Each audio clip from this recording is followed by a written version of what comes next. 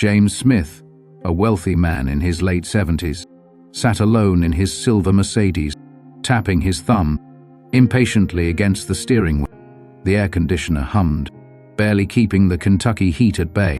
Retired and wealthy from a life of business in finance, James was used to things working in his favor. But that day, he found himself stranded with a flat tire, far from the comforts of his pristine mansion, on the outskirts of town. After a few attempts to call for roadside assistance, with no luck, he sighed and resigned himself to the fact that he'd have to wait. Just as he started to feel a tinge of frustration bubbling up, he saw a figure walking toward him down the road. A young boy, maybe 13 or 14, wearing a faded t-shirt and worn-out sneakers, approached with a determined expression. James watched as the boy's eyes narrowed, examining the car before giving James a polite but confident nod. "Got a flat, sir?" the boy asked, his voice steady. Yes, I do," James replied, feeling a strange mix of relief and unease. "I was hoping for a bit of help, but my phone's got no signal out here."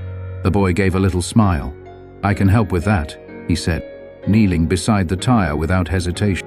"My grandpa taught me how to change a tire last summer. Do you have a spare?"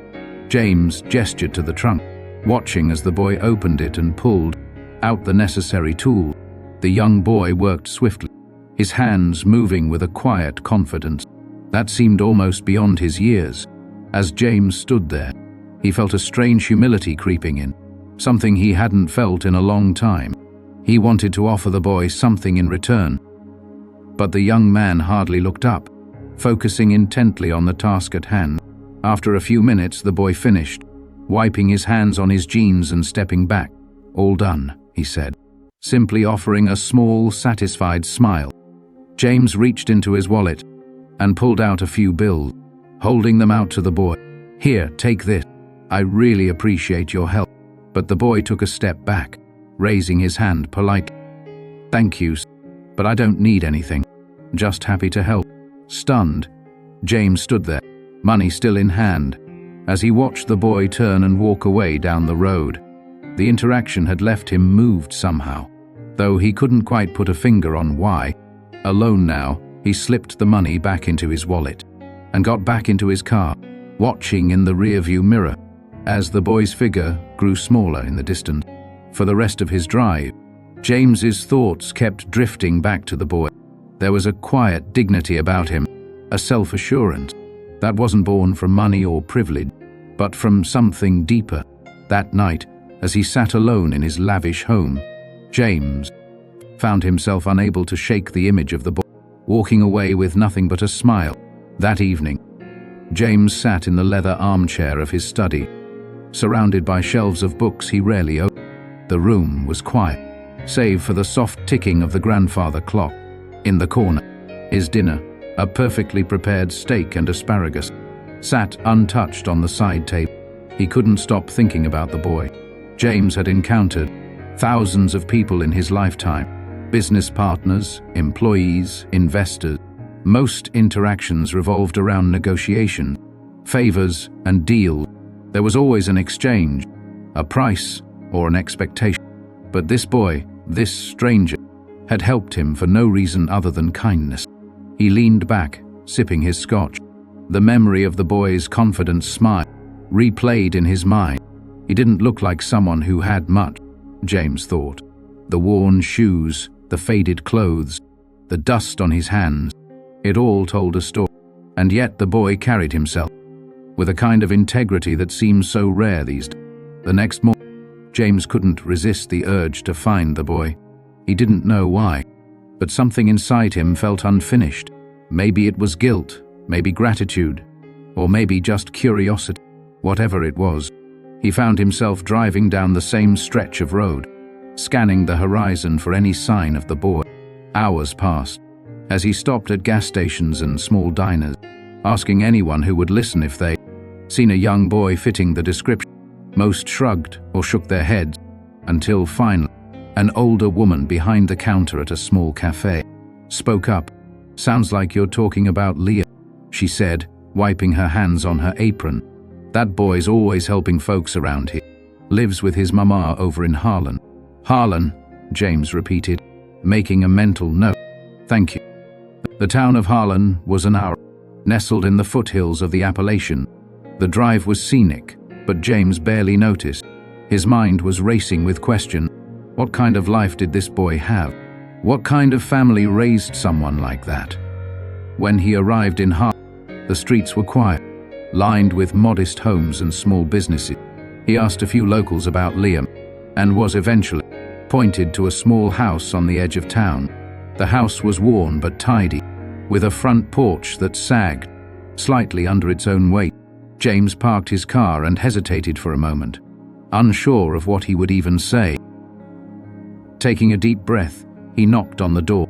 It opened a moment later, revealing a woman in her early 42nd. She looked tired but kind, her eyes sharp and curious as she sized him up. "Can I help you?" she asked. "Good morning," James said, clearing his throat. "I'm sorry to bother you, but I believe I met your son yesterday. Liam, right? He helped me with a flat tire." Her expression softened instantly. "That sounds like my Liam," she said with a small smile. "He's always helping folks. I just wanted to thank him properly." James said, "He wouldn't accept anything from me yesterday." She nodded, stepping aside to let him in. "He's out back. You're welcome to." James stepped inside, taking in the modest surrounding. The furniture was old but clean, the walls adorned with family photos and a few hand-drawn pictures that looked like they came from a much younger Liam. It was a far cry from his own home, with its pristine surfaces and expensive artwork. Yet something about this space felt warmer, more alive. He followed her out to the backyard, where Liam was repairing the fence. The boy looked up, surprised to see James. "Hey, Mr." Liam said, wiping his hands on his jeans. "What are you doing here?" James smiled, feeling strangely nervous. "I wanted to thank you again. You helped me when I really needed it, and I just couldn't stop thinking about it." Liam shrugged, his expression easy and gentle. It wasn't a big deal, but to James, it was, and he was determined to show it. Liam leaned against the fence, his curious gaze fixed on James. For a moment, neither of them spoke. The boy's calm demeanor made James feel slightly out of place, as though he were the one being judged. "I don't think you realize what a big deal it was," James finally said, breaking the silence. "People don't usually help strangers without expecting something in return." Liam tilted his head slightly, as if puzzled by the statement. "I don't see it like that," he replied. "If someone needs help and I can do it, why wouldn't I?" James was struck by the simplicity of the boy's logic. He looked past Liam to the yard.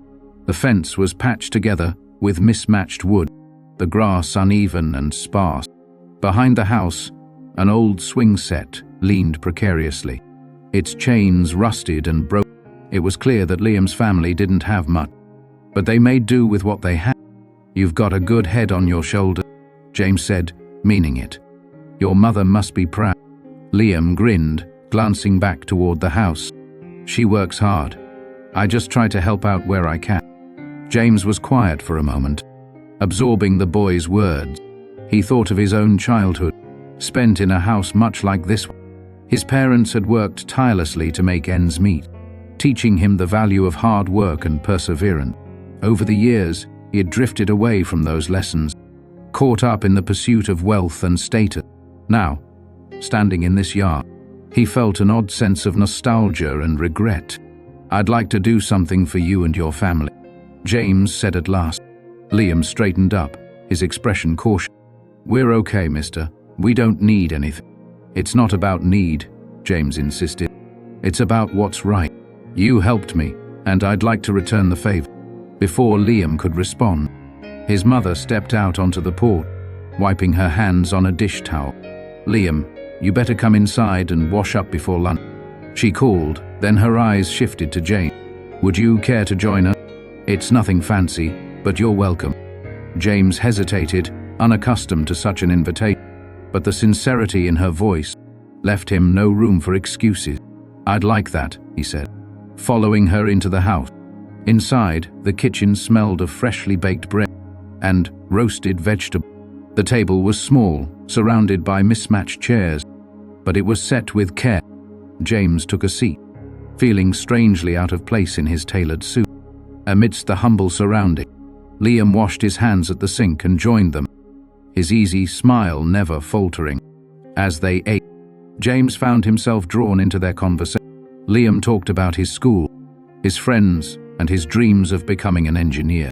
His mother shared stories about the community, speaking with a quiet pride about the people who looked out for one another. James listened intently, feeling a warmth he hadn't experienced in years. For all his wealth and success, his own home felt cold and empty, compared to this modest house, filled with laughter and genuine connection. After lunch, as they cleared the table, James turned to Liam's mother. "You've done a remarkable job raising him," he said. "He's got more heart than most people I know." She smiled, her eyes shining with gratitude. "Thank you. He's a good boy, but we've had our struggle. We've learned to appreciate the small things." James nodded, his mind already turning over ideas.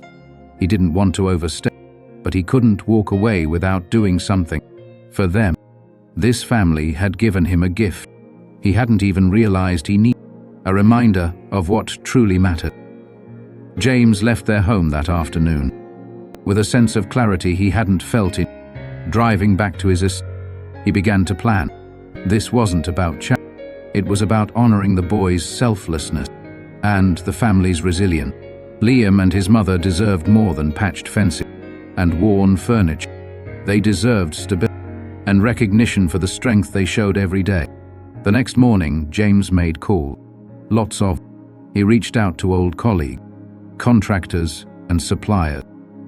By midday, a plan was set in motion. Within a week, trucks and workers began arriving at Liam's home. James stood on the sidewalk, clipboard in hand, directing the renovation. As Liam and his mother looked on in shock.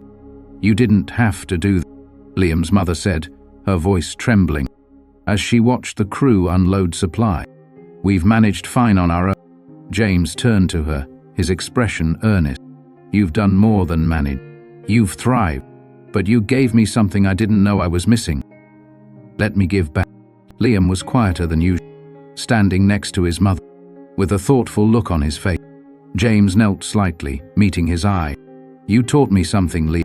Helping people isn't about money. It's about showing up. I want to show up for you."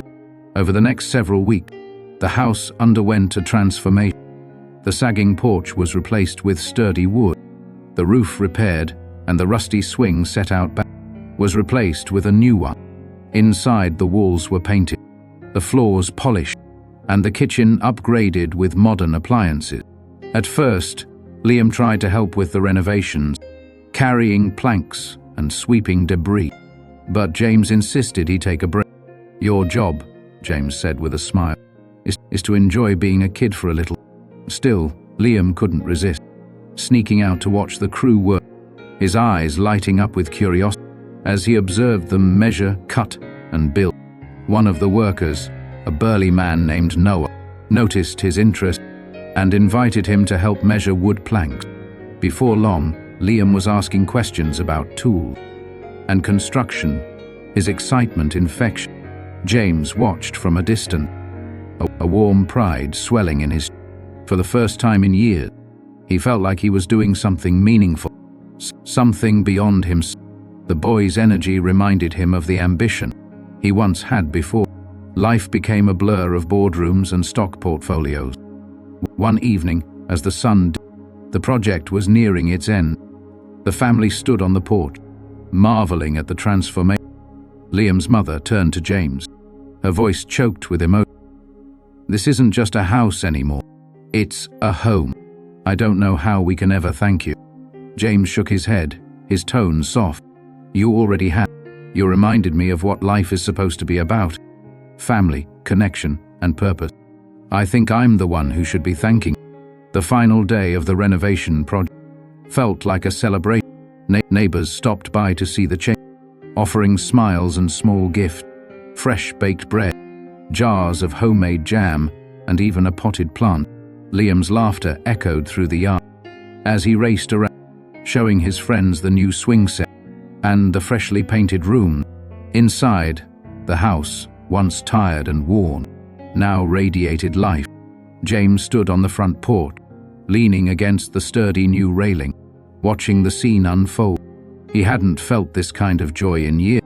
Simple, unfiltered joy that came from seeing others. Liam's mother walked up, a cup of iced tea in her hand. She offered it to him with a smile. "You've done more than fix a house," she said softly. "You've given us hope, and I think you've found something for yourself too." James nodded, taking a sip. "I have," he admitted. "I spent so many years chasing things I thought mattered. Money, status, influence. But none of it feels like this. None of it ever filled me the way this has." As the sun began to set, Liam joined them on the porch, his energy still boundless. He looked at James, his expression thoughtful. "Mr. James," he began, "I've been thinking a lot about what you did for us. I want to do something like that one. I want to help people too." James placed a hand on Liam's shoulder, his voice steady. "You already are, Liam. Your kindness set all of this in motion. Don't ever lose that." The three of them sat together, watching the sky shift from gold to deep orange. The warmth of the day lingered, but there was a deeper warmth, one that came from connection, gratitude, and a shared sense of purpose. When it was time for James to leave, Liam and his mother walked him to his car. The boy's wide grin and his mother's tearful smile were etched into James's memory. As he drove away, this wasn't the end. He realized this was just the beginning of a new chapter in all their lives. The weeks that followed brought more change.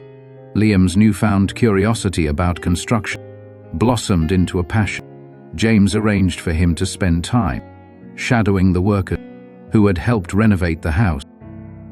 Liam soaked up every bit of eager to learn. James, in turn, found back to Harlan again and again.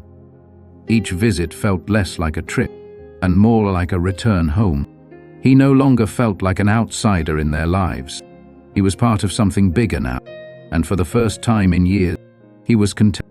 The story ended where it had begun, in a small town with a big heart, where one act of kindness from a young boy reminded an old man of life's greatest lesson. It's not about what you have, but what you give.